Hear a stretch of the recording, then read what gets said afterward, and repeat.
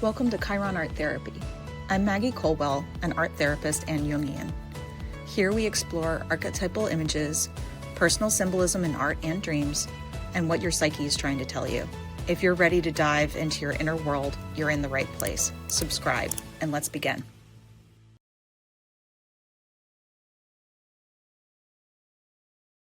So as we get started today, I want you to consider what might be a symbol happening in your life right now.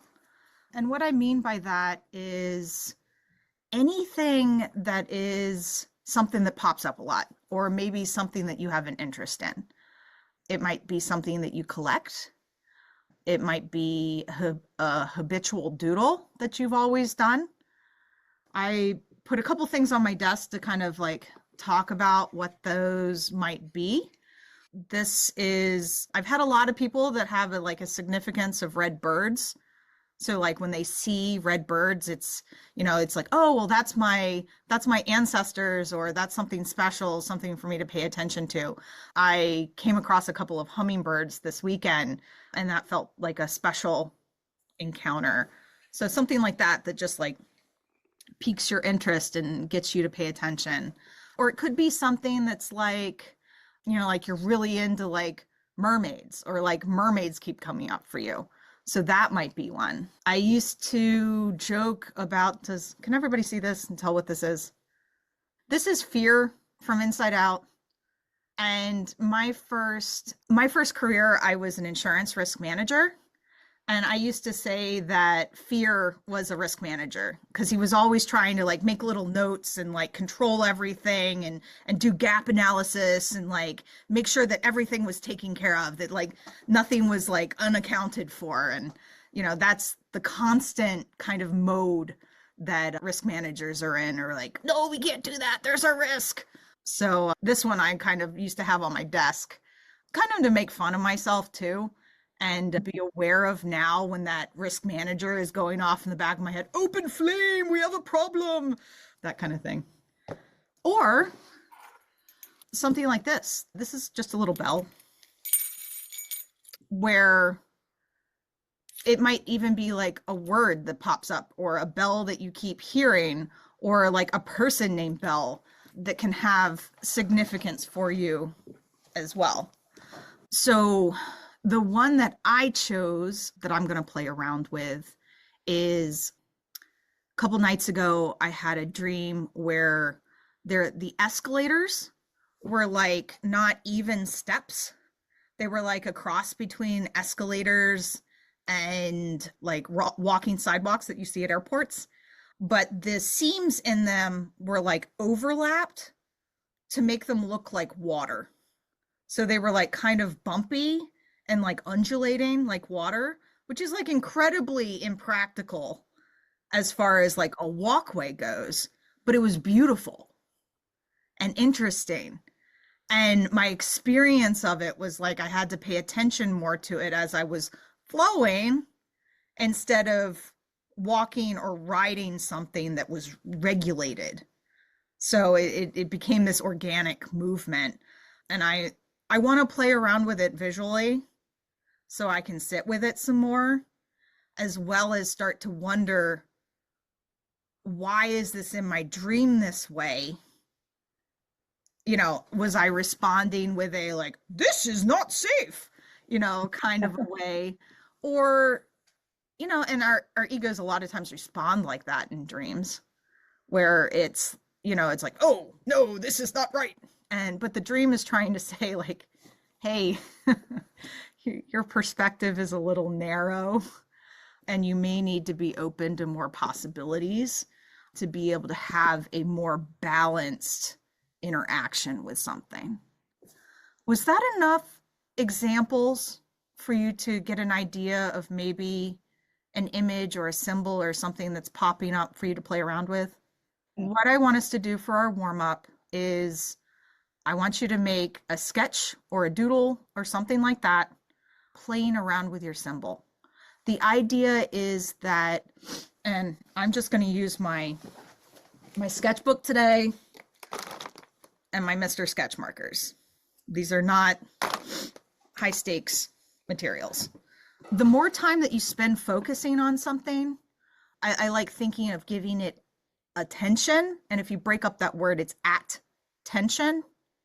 And when you put tension on something that you're trying to bring into your consciousness, it feeds it. You're giving it your mental focus, which gives it energy. And then you're like trying to bring forth more awareness of it by spending time and effort on it. And it's not a focused effort that has like and then I will know this or an expectation. It's being open and listening to it. Notice how your body responds to it, what colors you might use, and just you're kind of exploring and just playing with the image. So I really want to talk about the difference between the popular usage of the word symbol and what we are looking at when we're talking about a symbol from a Jungian perspective. And there's a huge difference, and I think it's really crucial when we're trying to interact with psychic contents from the unconscious and get insight about them for personal awareness. I'm sure everybody is familiar with like the concept of like there is a language of flowers and that different flowers have different meanings, like red roses for romantic love and tulips for happiness, and like you would use yellow roses for sympathy, white lilies, eternal life. So it's a great way to sell flowers. It's a great way to give a message that's layered. Or another example is really popular usages of dictionaries with animal symbolism of if you see a hawk, it means sharp-sightedness, being able to see the big picture. Maybe a mouse would be like quiet or, like hidden away, timid. That's one layer that we can look at things from. However, when we automatically say that roses mean love, you divorce them from the idea that the unconscious is bringing up things through simile or metaphor so that we can understand something in a big picture, holistic sort of way. So that when we are coming across things of being able to say, this creature or this situation keeps coming up for me. What is it? What is this energy? What is this pattern? What is the story this is telling me? How does it relate specifically to where I am in my life right now? And that might be emotionally, in your psychological or development stages. It might be with your relationships. You could look at it from, it might be medical. I've had symbols that come up that specifically relate to my body trying to wake me up and tell me something, that it's not just this equals this. And that's very hard for me to kind of like explain without giving specific examples. I think that's one of the reasons why I thought that my image here from my dream a few nights ago of this flowing escalator thing. So it's like a mall setting, very modern, with like a glass railing and tiled shiny floors and like pavement in the background, like an airport or something. And because this is an image that I don't know what it is, because it's not, I had a dream I was on an escalator. Now, an escalator would still be a symbol of saying, like, are you moving up to another level? Are you gliding up to another level? That's different than stairs, right? It's like technically you possibly could get the tail of your pants stuck in an escalator, or like sometimes people are afraid of escalators. It can malfunction and then turn into stairs. Escalators are useful in, situations where you have to get somewhere really fast and, you don't want to have to do a million flights of stairs. So there's layered things in that. And what could that mean with my life right now? How how is it as if in my life right now I'm on an escalator? As if is a really good question to ask because that starts to use that simile language. But this isn't an escalator, and it's not a walking sidewalk really either. It's not a funhouse setting, so it's not supposed to be goofy like that. So what is it? And as I tried to start drawing it, it was very similar to how I would draw a stream or a river. So then it makes me think of like, well, what was it? You know, it was bumpy, it was uneven, it was curvy and organic instead of mechanical. It was flowing. So then, and when I drew it, you know, the more like a river it became, because I was trying to struggle with how do I draw this thing? So I can't unthink that at this point. And me sitting with the image and trying to struggle of drawing it out of like, what is this thing and how do I draw it? Oh, it's like I'm drawing a river. That gives me more information of how would it be for me to be moving through the world. This is not at home. It's in some kind of mall, some kind of collective situation. How would it be for me to move along a pathway that moves like a river, that flows, that has natural boundaries, but it has a much more fluid movement than something that's staged and mechanical and measured? So then I'm getting closer and closer to what that symbol might mean. So it's in context to what's going on situationally in your life. From a Freudian perspective, it looks at things very simply as either wish fulfillment of maybe I was tired, so I want to be on something that glides along, or, you know, like maybe I was walking through the mall the day before, so I was dreaming about something that happened the day before, which isn't the case. So it's a little bit harder to reduce it down into those type of terms. And I think dreams can be wish fulfillment on the top level. You know, I was dreaming about going to the bathroom because I needed to wake up to pee. Like that is absolutely true on the top level. But if you're dreaming about it, there's also another layer down that is not the manifest content. It's the latent meaning underneath it that says, what is it that needs to flow through me? What do I urgently need to wake up for? I mean, and you know, urination is a natural process that we're all very intimately connected with. And it's a pretty persistent part of life. So a natural process that has to flow through us. Boiling down urine is how alchemists discovered phosphorus.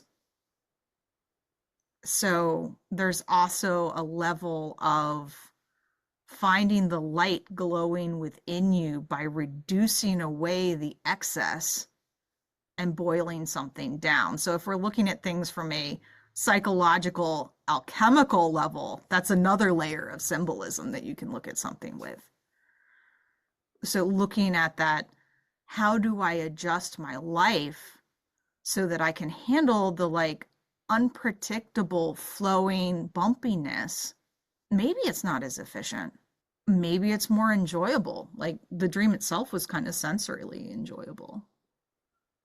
So the symbol, you can kind of, the more time you spend kind of incubating that symbol, of like spending time on it, giving it that attention, maybe drawing about it, mulling it over.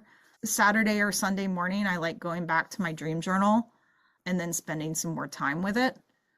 You know, I record my dreams when I remember them, but then going back and saying, do I see any pattern here? If I was reading this as if I was reading a novel, what is the current going through these? What's the storyline that's connecting? Are there any themes here that might start to talk about which symbols I need to pay attention to? So anything that's cropping up in your life, kind of getting you to pay attention to it. Here's a good example about the Freudian concept of like just looking at things that you were mulling over the day before. If you were watching a TV show and then you dream about the TV show. Well, there's something about the characters or the plot or the setting or something that's speaking to you, that's grabbing your attention, that you're interested in. And where there's interest, there's psychic energy. So it's being able to tap into, what am I curious about? What excites me? What is nagging at me that I just can't let go?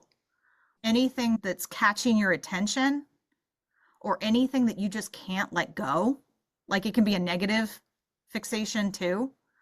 Anything that you're like really mulling over, or that has psychic energy. So it's telling you where in your unconscious you can connect to and get into the flow of where you're going to have more energy, and that's what's going to be feeding you as you're moving forward.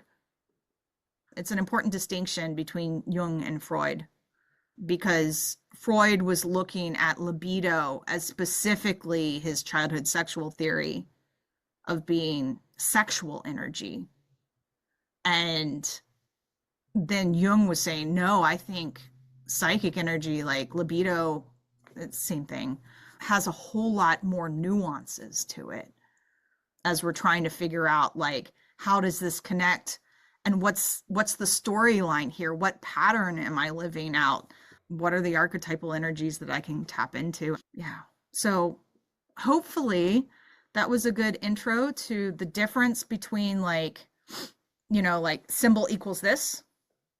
That's a very concrete, reductive sort of thing, rather than saying there's something within me that's bubbling up, that's offering me an expansion of my consciousness or awareness, or an expansion of my energy, that's growing and changing. And the more that I allow it to gestate, the more awareness and energy and relationship with it I'm going to have. And I talk a lot about that, about, trying to have a relationship with the unconscious as if it's a living, growing thing, rather than a figure it out, put it into a chart.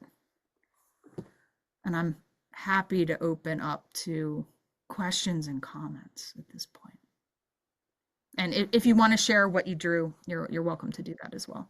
I found a lovely video clip of Maria Louise von Franz talking about Jung and spending time with Jung in his later years.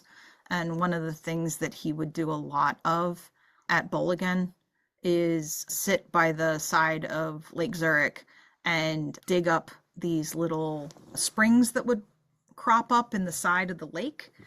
And what he had said about it is that those type of actions, balancing rocks, those little playing things that we do over and over again, that they have their own psychic reality.